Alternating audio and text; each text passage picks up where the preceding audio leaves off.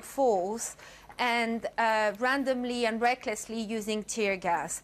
So what we see is that the government of Bahrain have taken a number of positive steps, including setting up this international commission of inquiry, yet it's limiting itself for the moment to piecemeal reforms that do not address the root causes of the problem or do not address the grievances of Bahrainis, but are more designed to try to pacify and to appease the international community. And tell me, how sure are you of the evidence? Because one MP has accused you of just accepting evidence from people part of this struggle. Is there any truth in that at all?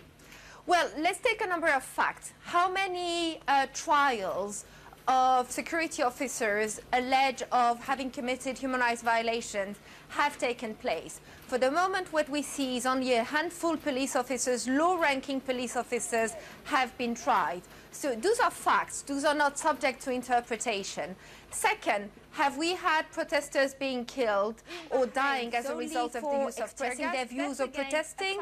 No. The 14 opposition leaders are still held after an unfair trial, and Abdulhadi al-Khawaja is now on his 69th day of hunger strike. Amnesty International is calling for his immediate and unconditional release, yet this has not taken place. Let me ask you about the protests, because so far the protests appear to be in villages rather than the big centres. What do you make of that?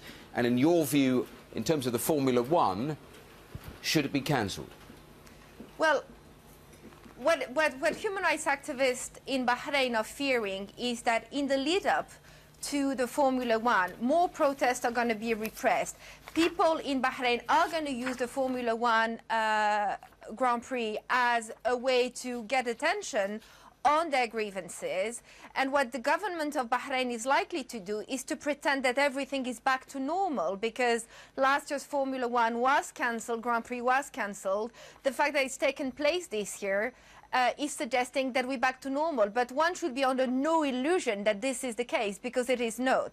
What we would want the government of Bahrain to do is really to show leadership by taking the reforms that are difficult to take, but that show political leadership, that show political will. One of these measures is to immediately release people held simply for expressing their views or for protesting. Okay, thanks very much for your time. Thank you.